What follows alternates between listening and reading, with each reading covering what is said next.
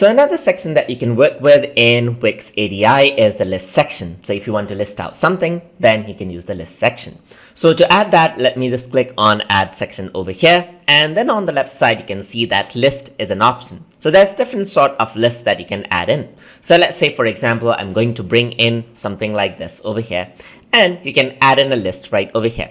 So you can go over here and click on edit. And over here in the header title, you can say something like software tutorials. Let's say, for example, I'm just going to say software tutorials, and you can work around with each of the list items. And this works kind of similar to the CV or education list as well. So you can go over here and say Adobe After Effects right over here, just like that. Give a description of After Effects right over here.